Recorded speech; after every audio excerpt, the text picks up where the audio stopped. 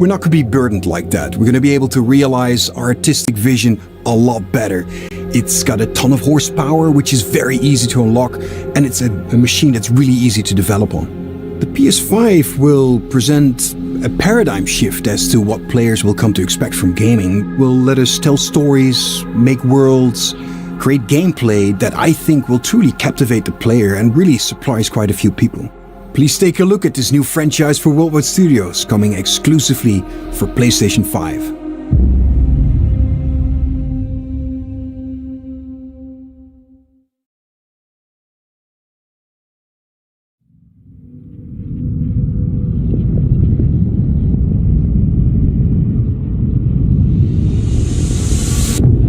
Over and over, I relive my first moments on this alien planet.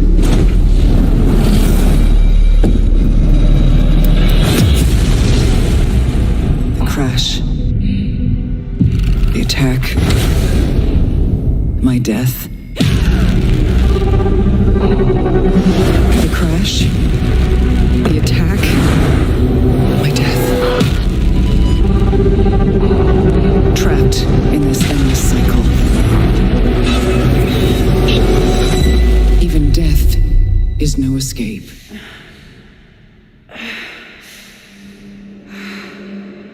Each time I awake, this planet seems somehow different, as if changing. This world is becoming part of me, infecting my mind, my memories. The longer I spend here, the more I can feel my sanity slip away. But I cannot lose hope.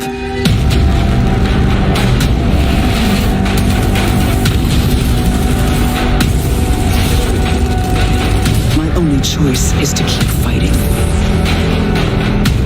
to keep looking for answers. My only hope is to break the cycle. Before the cycle breaks me.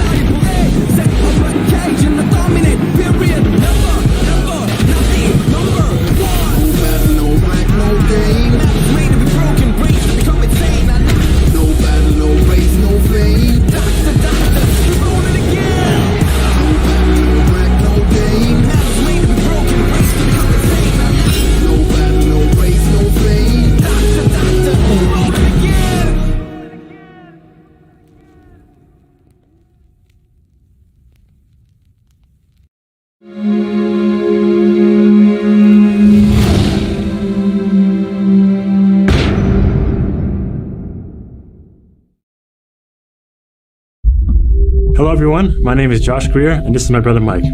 We're from Ember Lab, a small team with a background in film and animation. And we're very excited today to share with you the first look at our new game. It's a story full of adventure and charm that has themes in personal growth and redemption. So please enjoy.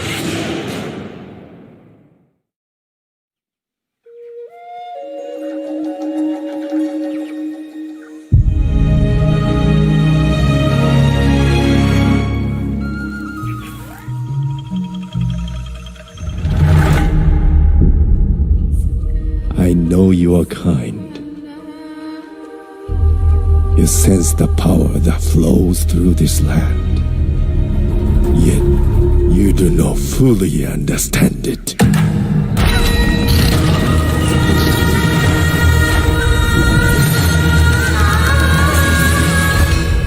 Driven by the belief that you can help these troubled spirits.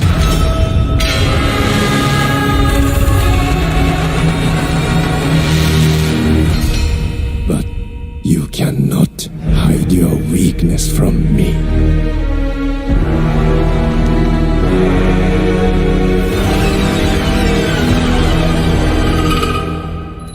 You have no power here, Kena.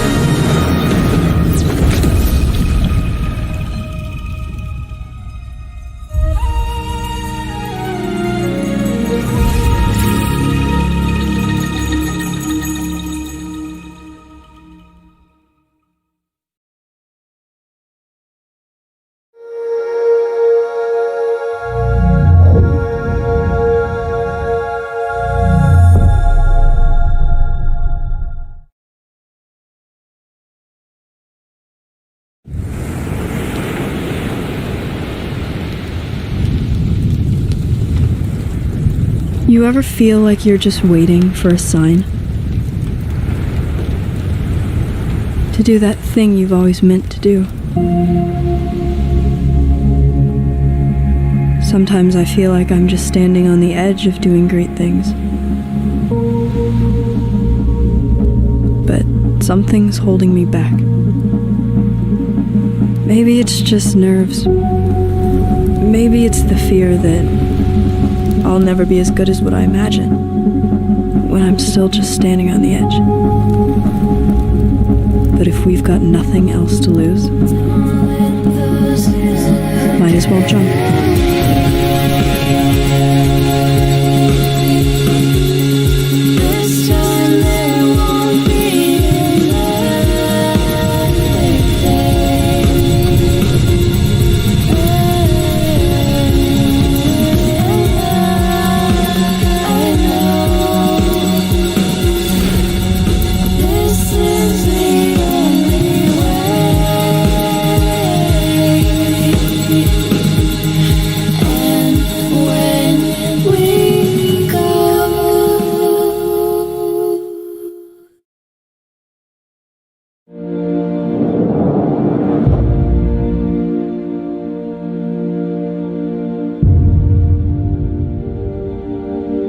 Hi, I'm Lorne Lanning, and I'm here to share with you a game that I've been dying to make. It's an emotionally engaging story where rescuing is rewarding, failure is devastatingly hilarious, and the memories should last you a lifetime. Take a look.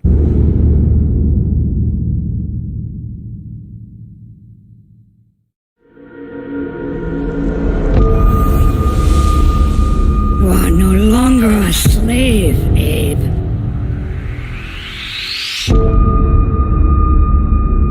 They believed, trusted, followed, and it led them here. You may have escaped the murderous blades, The fate of your entire people is up to you.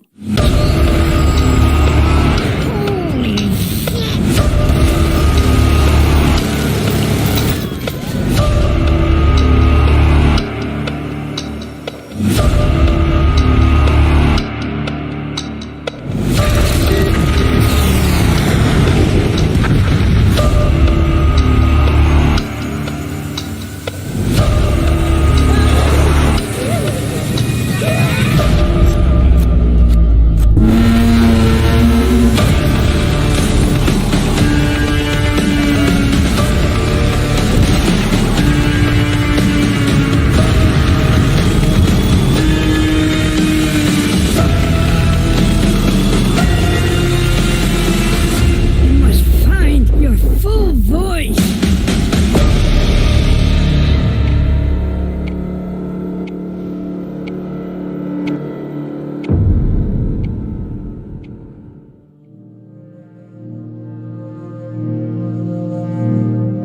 プレイステーション5によって我々の考える東京のビジュアルを実現できました。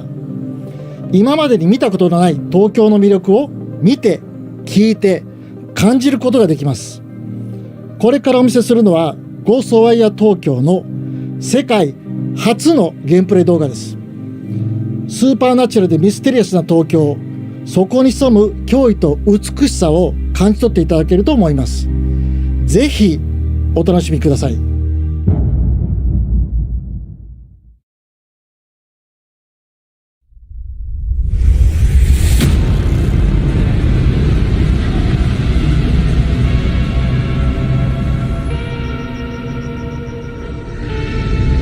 You see things others can't.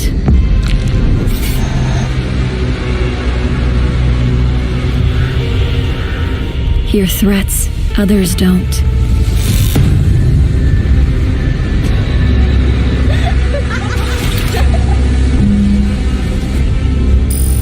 Fight when others won't.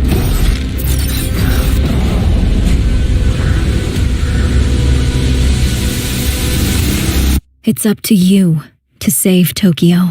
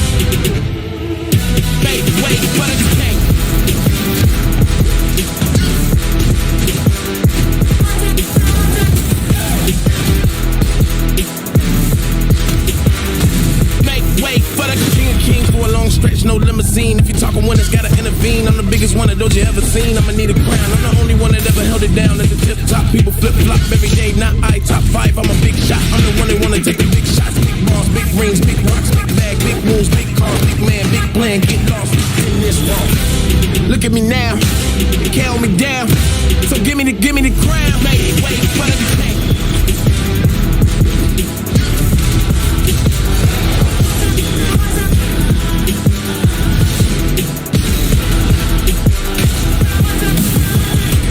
We're not the same, we're not the same. We're not the same, we run everything. We're not the same, we're not the same. They ain't got us running through these things. Make way for the king.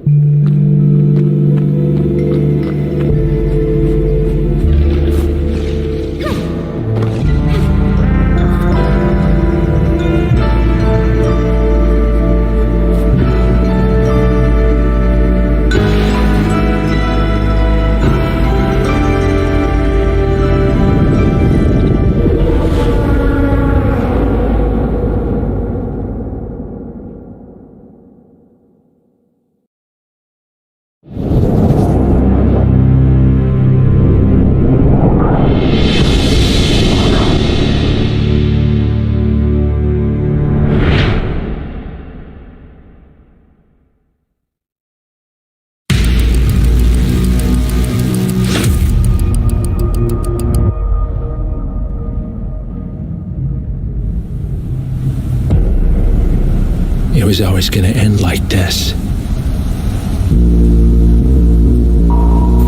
All your hard work, all your sacrifice, only sped up the process.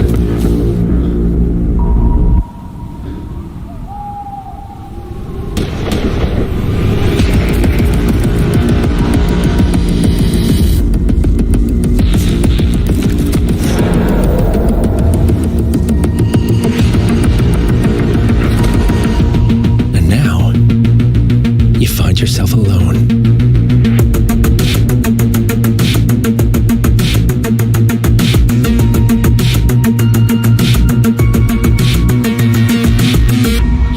Only death awaits.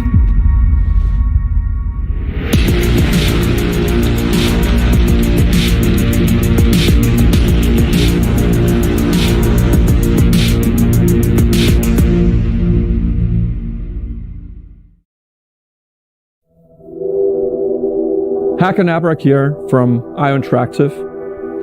In Hitman 3, Agent 47 is back for his most intimate and professional contract in his entire career. This is also the dramatic conclusion for the World of Assassination trilogy. I'm so proud to be here to present a little glimpse of the gameplay where Agent 47 is on top of the world in Dubai. Enjoy.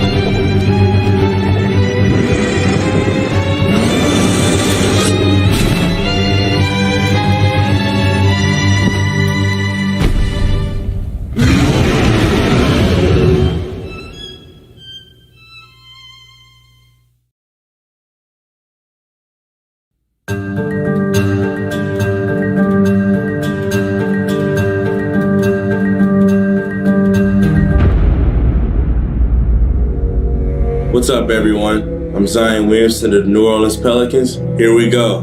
The first ever teaser for NBA 2K21. Y'all are not ready for this.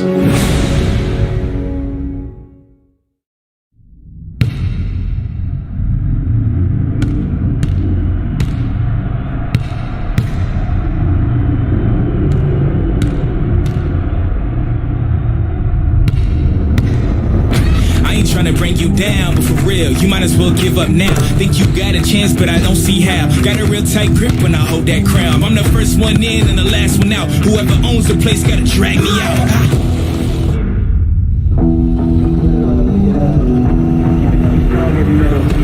I don't make a sound when I strike. You better just run for your life. Run for your life. Run for your life.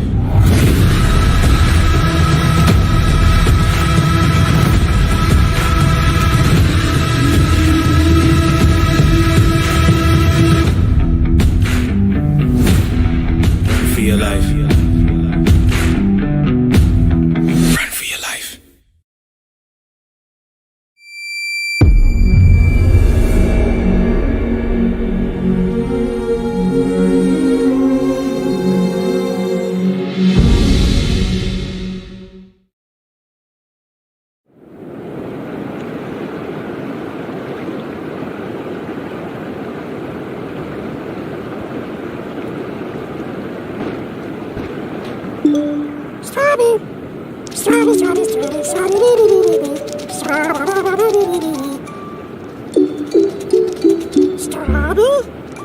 Amazing, aren't they?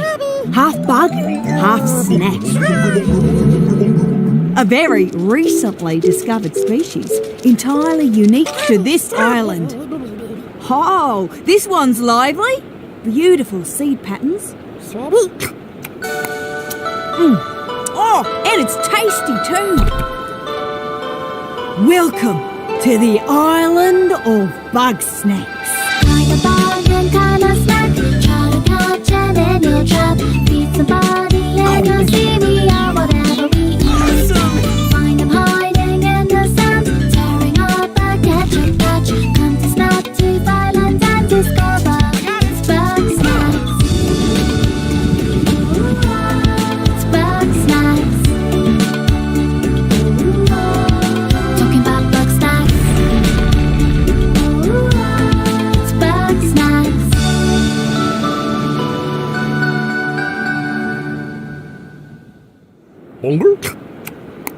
My invitation is open. Come join me on the island of bug snacks. Liz! Hey, I was trying to carry a lamp with my weenie hands, but I dropped it, and now the town's on fire. Oh, again? It's bug snacks.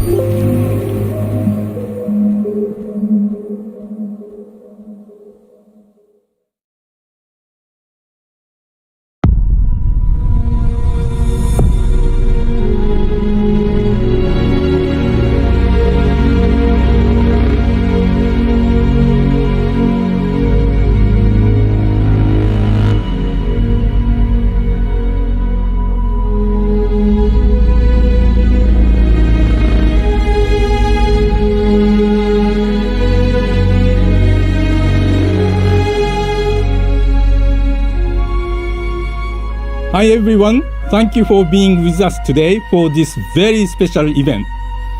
But before we get to the end of the show, I have something very near and dear to me.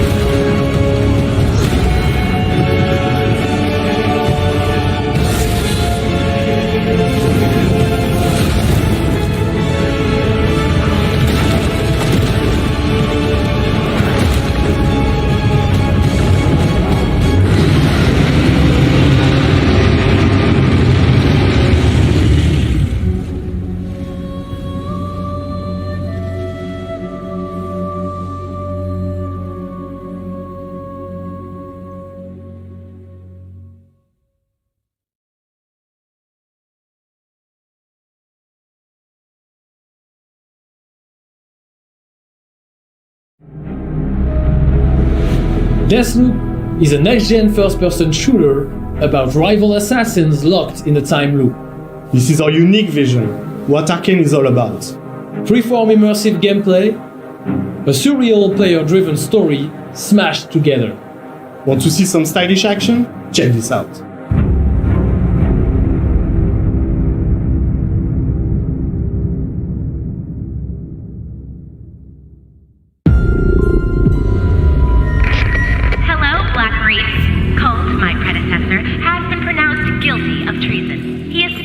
On site, henceforth in perpetuity.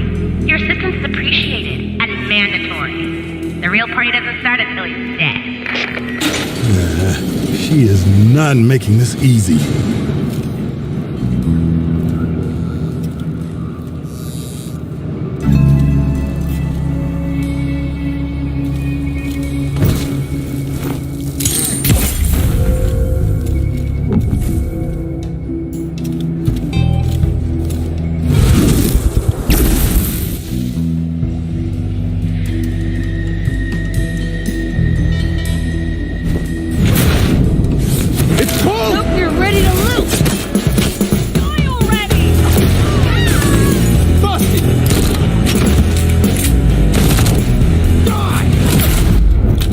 Damn.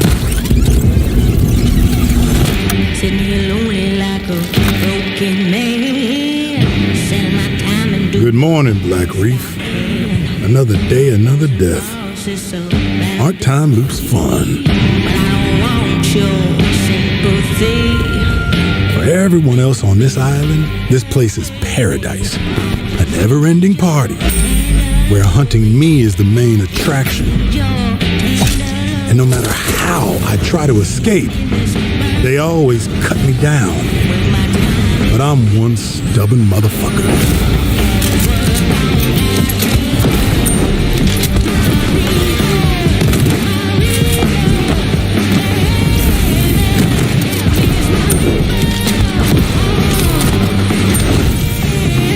Every loop I'm learning a little more, piecing together the puzzle.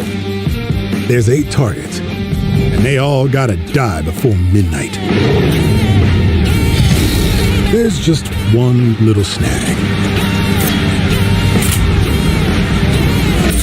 You thought it was going to be easy? Juliana Blake, Black Reef's protector and a real pain in my ass. She may kill me 1,000,000 times, but eventually, inevitably, I will break this fucking loop.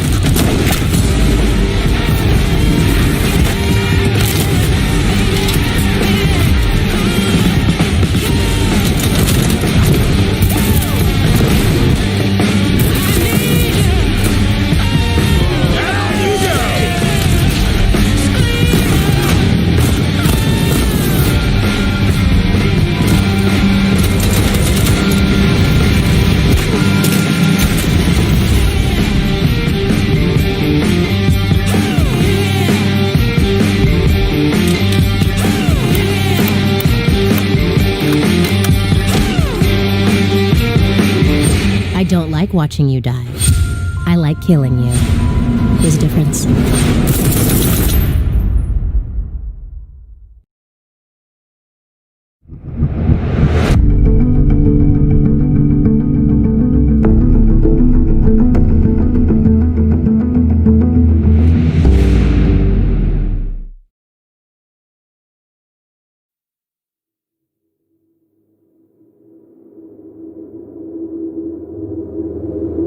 Long ago, a young girl went with her mother to pick berries for her father, who was hard at work.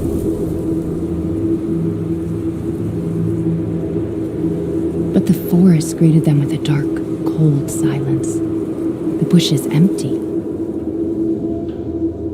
Yet determined to find the berries, the rascal broke free of Mother's grasp and vanished into the trees. Mother's worried cries faded fast as the girl ran on, over vine, under branch, and into the forest deep. What is it with that creepy story? It's just a local tale. You're really into that stuff? Quit being so paranoid. No! Friendly. Who are you? Who sent you? What's going on? They're coming. Who is?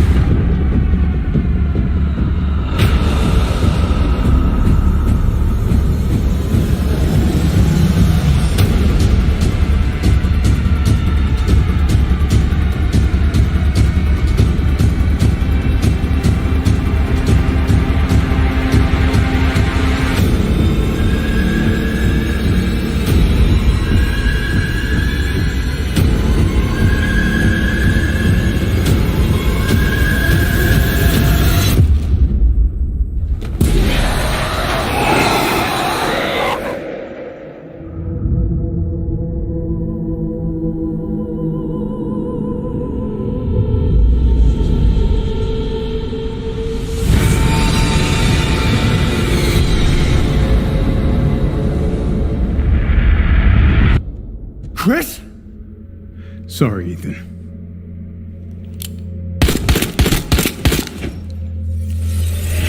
Why?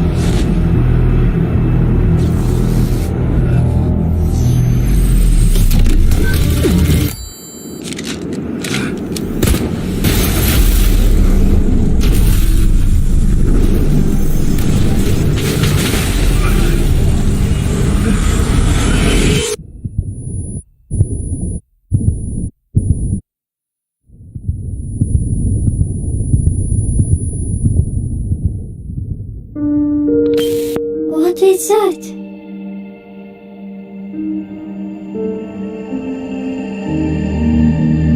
Freedom. Our freedom.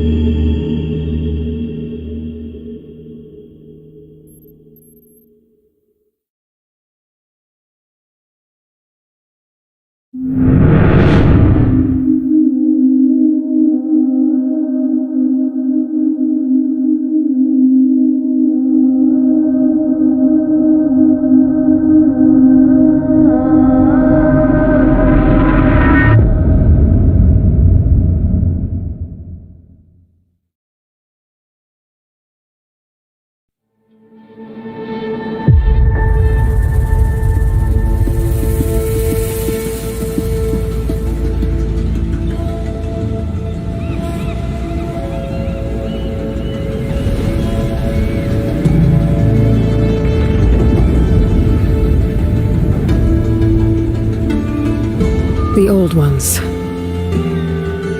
perished 1,000 years ago. Their great cities turned to graves. In their place came new life.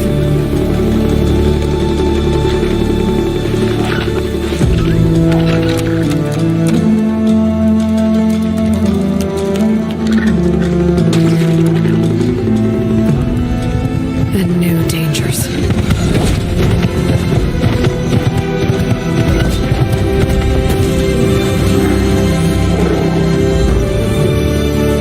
I must find a way to stop it.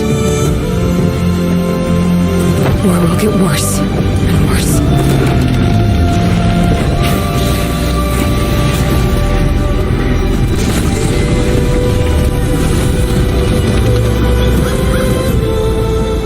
Until it destroys us all.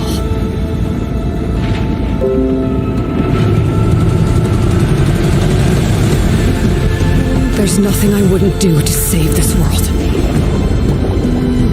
No depth I won't explore.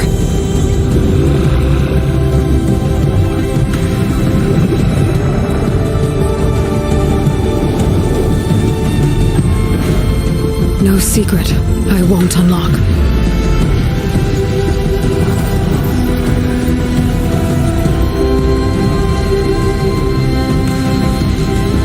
No barrier I won't cross. This mission is mine alone. If I falter, if I fail, there won't be anyone left to stop what's coming.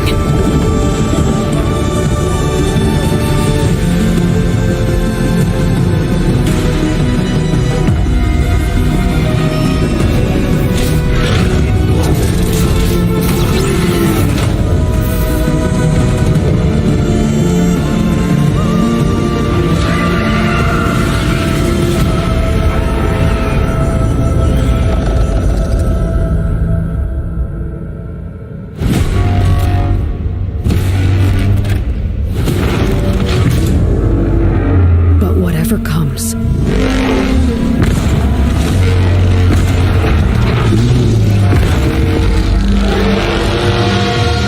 will be ready.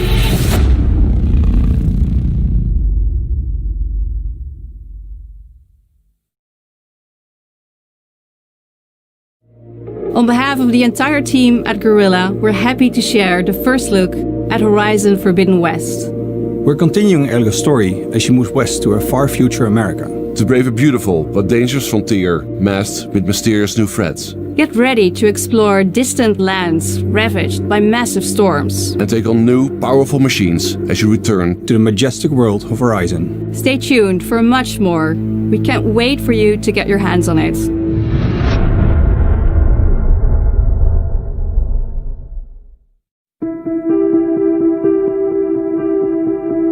I think there's a lot to look forward to for the community. I think fans are going to be really pleased. As a game designer and storyteller, this is incredibly exciting. We're talking a whole new generation of ideas and experiences that we can create for the player. No matter where they are, no matter who they are.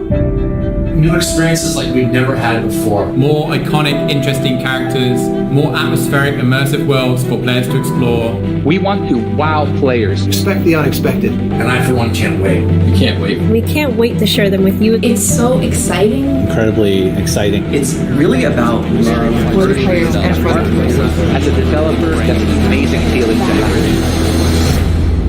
Welcome to PlayStation 5.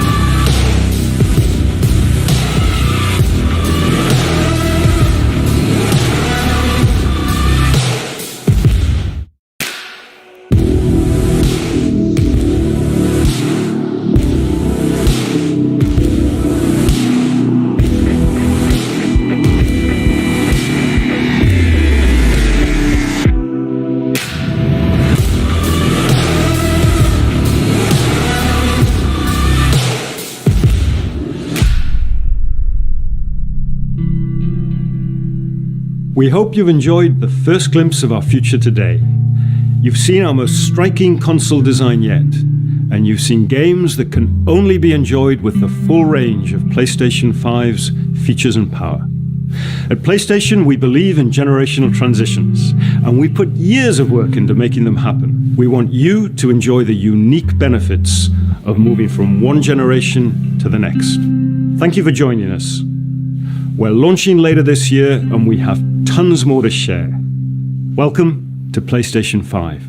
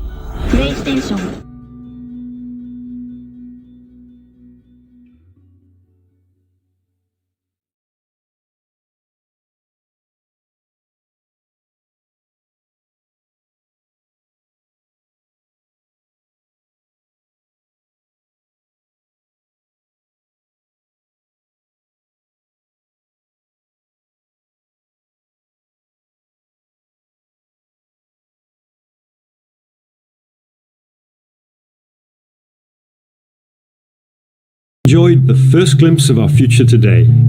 You've seen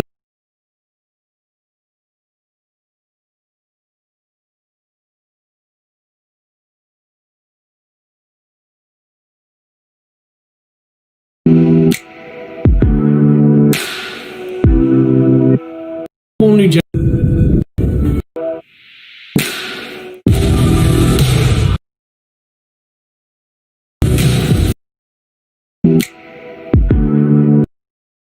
Welcome to PlayStation 5.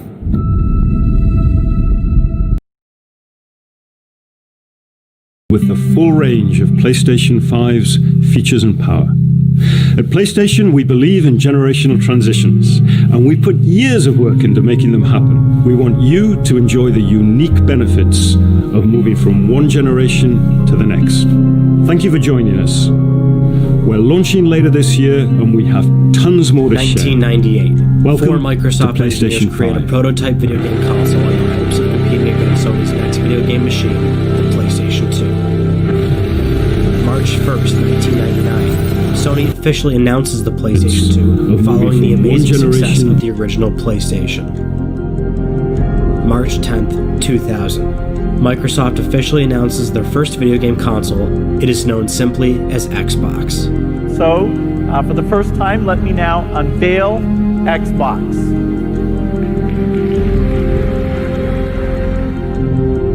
2004. Sony sits comfortably ahead of Microsoft and Nintendo, with roughly 71 million units sold.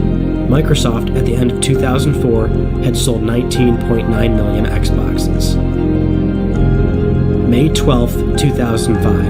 Microsoft reveals the Xbox 360 on MTV. Days later, on the 16th, Sony reveals the PlayStation 3 at E3. The modern video game battle of the 21st century begins.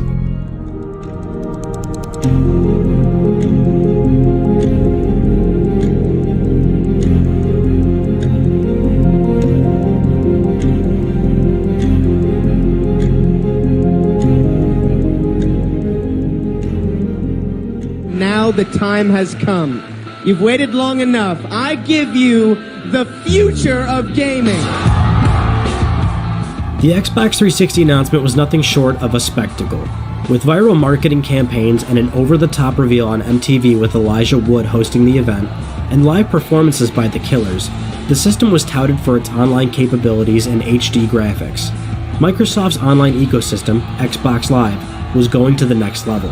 With a marketplace where users can download games, demos, music, television, and movies, users can now play games online with friends, send messages, earn a reputation score, and system-wide achievements. Shortly after the reveal, Microsoft spent their entire E3 conference showcasing their new Sony killer, by showing off the system's user interface, controller, and games. Call of Duty 2, FIFA 06, Project Gotham Racing 3, Cameo, and Gears of War were among the titles shown. With little emphasis on the technical specifications and full focus on the system's entertainment capabilities, Microsoft wanted the world to know Xbox 360 was here to play.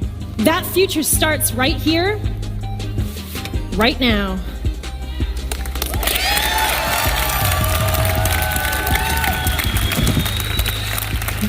This is my Xbox 360. It's here, and it's on.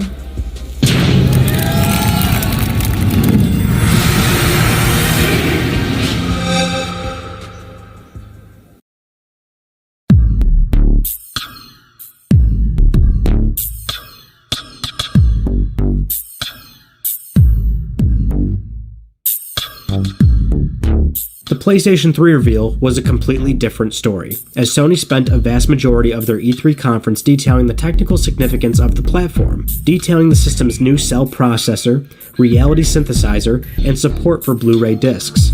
Various tech demos were shown to demonstrate the power of the system, with many developers and industry figures discussing the overall proposal of what the system could do. The system was touted for having 6 USB ports, 2 HDMI ports, 3 Ethernet ports, slot readers for compact flash, SD, and memory stick, and full backwards compatibility with PlayStation and PlayStation 2 games. Sony proceeded to spend a smaller portion of the show on actual titles. Games like Resistance, Motorstorm, Killzone, Warhawk, Heavenly Sword, and Gran Turismo were showcased. No user interface was shown, and the promise of online connectivity was seldom. The show ended with a look at the console's design, and the E3 booth later showed the console's radically redesigned Boomerang controller. It was clear, Sony's message was different. It wasn't about fun, it was about power.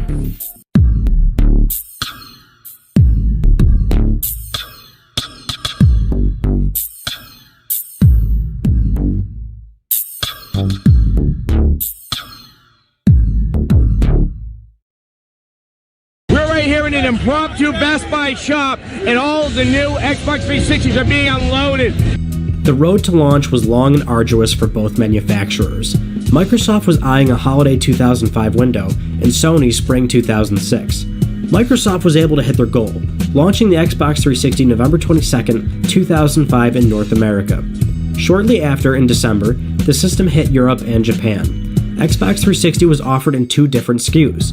The core system offered the console, a wired controller, and standard AV cables for $299. The main Xbox 360 bundle came with the system, a 20GB detachable hard drive, wireless controller, headset, and component cables for HD. The bundle retailed for $399. Games like Call of Duty 2, Need for Speed Most Wanted, Perfect Dark Zero, and Cameo Elements of Power were available at launch. There were 18 games total to choose from day one. Microsoft's only enemy on November, and the year to come, was themselves. Sony and Nintendo were far from ready. Despite being the only player on the market, Microsoft immediately struggled with supply. Maximum production was not enough to sufficiently supply demand, and most units were entirely sold through in the US and Canada. By the end of 2005, roughly 900,000 units were sold in North America, 500,000 in Europe, and 100,000 in Japan. Demand at the time was so high that 40,000 units reappeared on eBay within a month of launch. Nearly 10% of the system's first 400,000 units shipped to the US. Demand was seemingly high everywhere, but Japan, a problematic market for Microsoft. Whether it was nationalistic preference, the region's desire to play handhelds, or the 360's lack of Eastern titles at launch, Japan would continue to be the land of low sales figures for Microsoft. Though getting a foothold in Japan was the least of the company's worries with the Xbox 360. As early reports after launch indicated, many consumers were experiencing technical problems. Various concerns such as the system scratching discs or displaying a general hardware malfunction were cropping up too frequently for it to be a coincidence. Microsoft at the time reaffirmed the public that hardware failure for the platform was in line with most consumer electronics, typically 3 to 5%.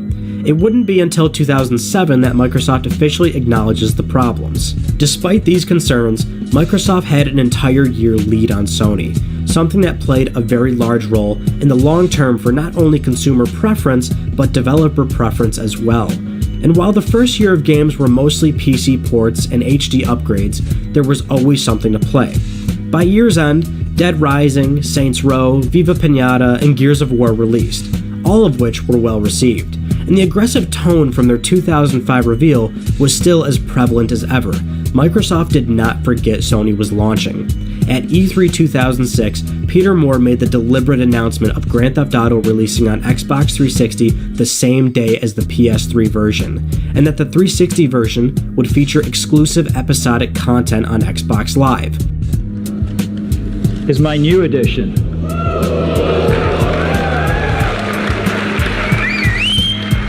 Microsoft and Rockstar Games are bringing Grand Theft Auto 4, the next generation of the wildly successful Grand Theft Auto series, to Xbox 360 on October the 16th, 2007 in North America, and October the 19th, 2007 in Europe.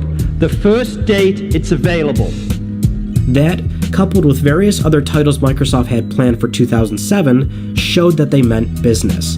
Microsoft also had a direct answer to Blu-ray, offering a $200 accessory that allowed the 360 to play HD DVDs, a completely separate format from Blu-ray that Microsoft had backed, directly competing against Sony's decision to go with Blu-ray in the optical format war. By the time PlayStation 3 was ready to launch, Microsoft had sold roughly 6.5 million Xbox 360s.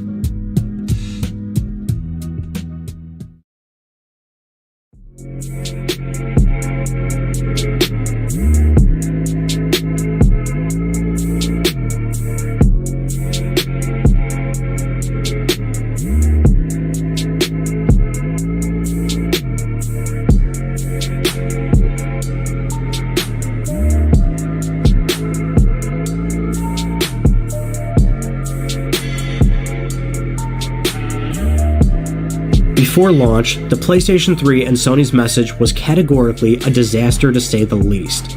Sony had strong competition, yet felt no threat was on the horizon. It was as if the PlayStation 3 was the only platform coming, and it was the only platform anyone cared about, and this was far from the truth. Harsh realities really set in when the public got a closer look into what the PS3 was going to be at their 2006 E3 press conference, a show that the internet will likely never forget, as it was and has been mocked for years. It's Ridge Racer! Ridge Racer! Remember that one? Genji 2 is an action game which is based on Japanese history. So here's this giant enemy crab. It's the feel of the controller in my hands. I like the hard plastic and the little knobby bits. The public got a look at the PlayStation Store, the promised online functionality, some PSP connectivity, and plenty of footage of games to come. Some crowd-pleasing moments like Metal Gear Solid 4 and Final Fantasy XIII were quickly forgotten at the end of the show when Kaz Hirai famously announced the PlayStation 3's overwhelmingly high price. The 20GB PlayStation 3 will retail for $499 US and 549 Canadian dollars. And the 60GB PlayStation 3 for $599 US $659 Canadian. Price was high, and yet Sony was going to lose money. A lot of it. The controller reverted back to the original design without rumble functionality. The original amount of USB, HDMI, and Ethernet ports were scaled down. The system was going to be supplied with standard video cables, but that wasn't enough. The PS3 and the components inside were too much to manufacture. And while it was common practice for Sony to take a loss on hardware in order to sell software, each PS3 sold would mean a $200 loss, over $800 to manufacture one system. Though at the time, PS3 was technically a bargain, as the system was also a Blu-ray player, and dedicated Blu-ray players were going for well over $1,000. All hurdles aside, PlayStation 3 launched November 11th, 2006 in Japan. Shortly after, the system hit North America on November 17th, with a European launch being delayed to 2007. There was two models to choose from, 60GB and 20GB. The 20GB lacked Wi-Fi, card readers, and a chrome trim. The initial low supply of units caused a number of violent incidents, with customers being robbed, there were riots, and even one man getting shot. eBay was a very lucrative option for most, with systems typically selling for well over $1,000.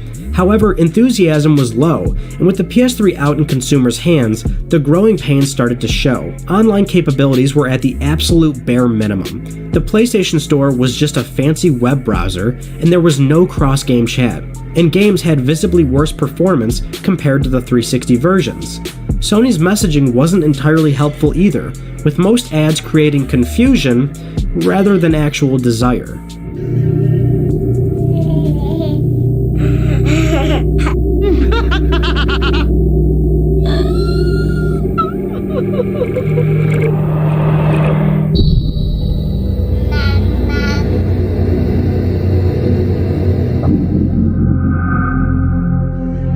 PS3 just had a poor reputation, and was the laughingstock of the internet. You couldn't go to any gaming-related website without finding a PS3 meme or console debates. And it wasn't just gamers. Developers were very vocal about the platform and how difficult it was to develop for. A contributing factor for why the system frequently saw games with lesser performance than the 360 versions, despite the PS3's untapped potential. PS3 did have a few breaks though. Online play was free, the system was future-proofed with Blu-ray and a standard hard disk drive, and you could install Linux on it. And it offered a great value when comparing its hardware features to 360, where a lot of the features were sold separately.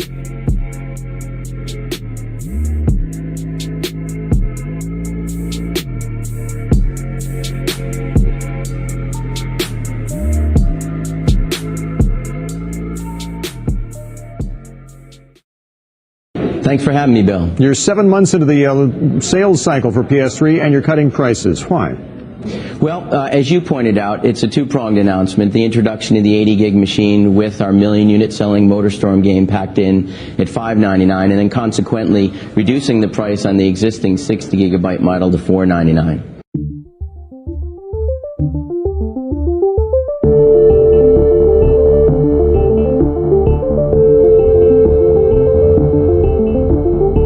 Within the first year, Sony got the message. PS3 needed work. Rumble was added back to the controller, and firmware updates added requested features to the OS.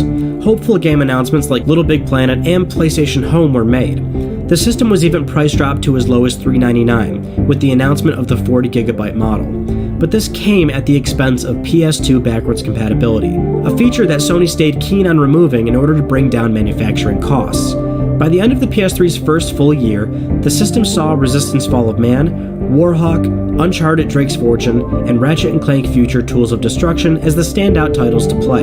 The future was bright, but there was still a long way to go. By June 30th, 2007, PlayStation 3 sales reached 4.3 million. Microsoft at the same time was at 8.3 million.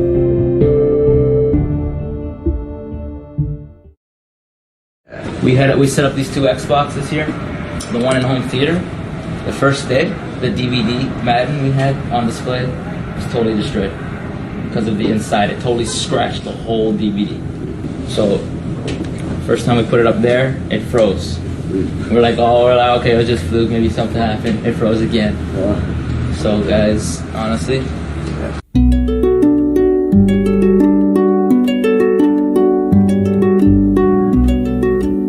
Internally, Microsoft's Peter Moore has now fully grasped the gravity of the situation on their hands.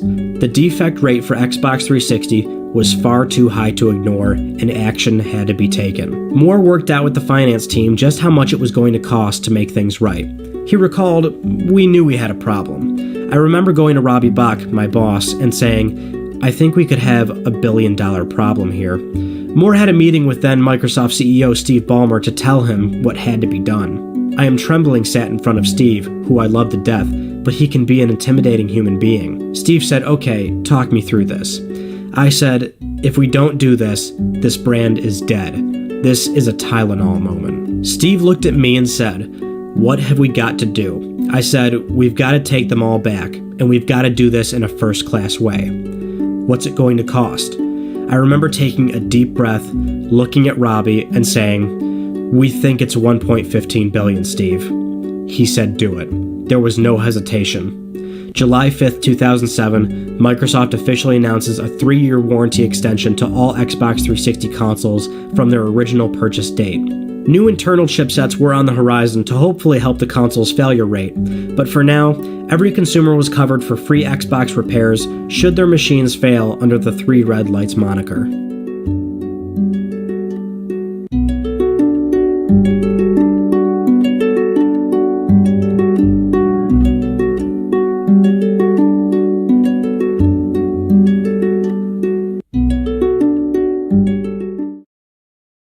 Amidst all the controversy and debate of PS3 and Xbox 360, the Nintendo Wii saw tremendous demand, and by September 2007, the Wii officially surpasses Xbox 360 in total worldwide sales.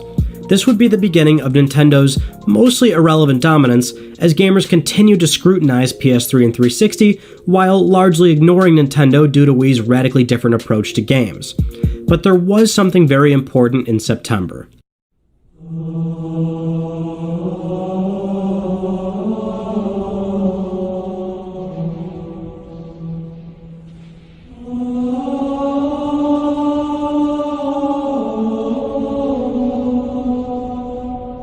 Halo 3, one of Xbox 360's most important titles, coveted and revered worldwide. The game was a huge success, and is still fondly remembered by all to this day. By the end of 2007, Xbox gamers were enjoying not only Halo 3, but fantastic titles like Mass Effect, BioShock, Lost Planet, and Crackdown, all of which were only available on 360 at that time. Though one shocking announcement to all was that Bungie would be leaving parent company Microsoft and going fully independent in the future. Peter Moore would also be leaving the company as well. As 2007 came to a close, one thing was for certain. Sony had a lot riding on 2008, while many thought Microsoft didn't have enough after Halo 3. Toshiba has announced it will no longer develop, make, or market HD DVD players and recorders. That effectively means an end to the high-definition format war, with Blu-ray emerging as the clear winner. 2008 started off with a small, yet important victory for Sony as Toshiba announces they've essentially conceded in the format war, ceasing production of HD DVD. This wasn't necessarily a loss to Microsoft, given the HD DVD platform was purely an add-on device to the Xbox 360. But Sony, however, had a lot riding on it in that they had a hand in the creation and development of Blu-ray, with every PlayStation 3 shipping with a Blu-ray drive for games and movie playback. And while the benefits weren't immediately obvious in 2008, the victory meant a long-term win for Sony with residual revenue. But more so for the PS3, Blu-rays could hold more storage than a traditional DVD, and thus more content could fit into one disc. This was just the beginning of what would be a solid year for Sony in slowly molding the PS3 into a product people wanted to buy and use. The platform holder started to deliver major firmware updates, giving highly requested features to users. In-game cross-media bar finally allowed PS3 users to access their messages and friends list while they were playing a game. Sony adopted Microsoft's achievement-based system with the inclusion of trophies, and they relaunched the PlayStation Store with a much cleaner and user-friendly interface. Sony's marketing also improved noticeably with commercials that seemed to actually make sense. And if that wasn't enough, June 12th delivered one of the PS3's most important exclusives.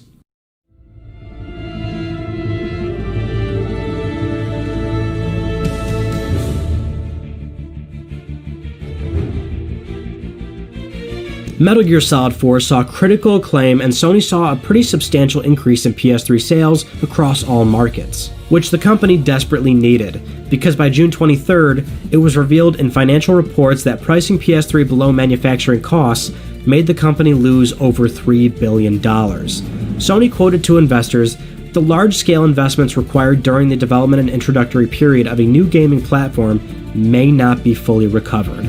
Basically, it was going to take a lot to ever see a return on PlayStation 3. And in July, E3 2008 is where the company held a show heavily focused on promising exclusives.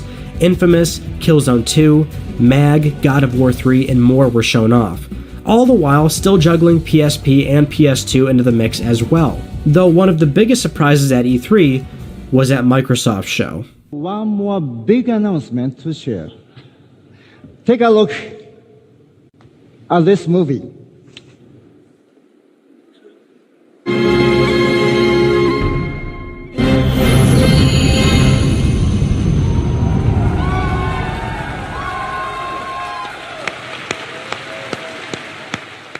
What was once considered a PlayStation exclusive is now no more. The gaming landscape was in utter shock that a mainline Final Fantasy would now release day and date on Xbox alongside PlayStation. For many, this was seen as a nail in the coffin for Sony.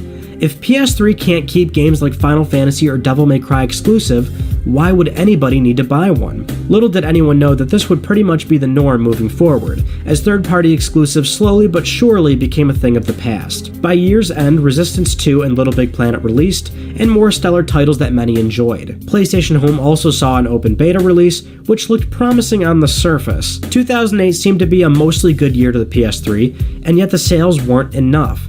The grass was indeed much greener on the other side. Microsoft saw great numbers all throughout the year. It was either good hardware sales, a good attach rate, or an increase in Xbox Live subscriptions. Most major third-party releases were playing better on 360 and selling better too. Microsoft had the distinct advantage in just having an all-around better platform when factoring everything in. A gold subscription was keeping gamers grouped together, and Xbox Live was simply a more robust place to play games anyway, with cross-game chat and a native party system. When a major blockbuster release like Grand Theft Auto 4 or Fallout 3 would hit, 360 was the place to play it for many. And it wasn't just the third-party preference, as 2008 also saw Ninja Gaiden 2, Fable 2, and Gears of War 2.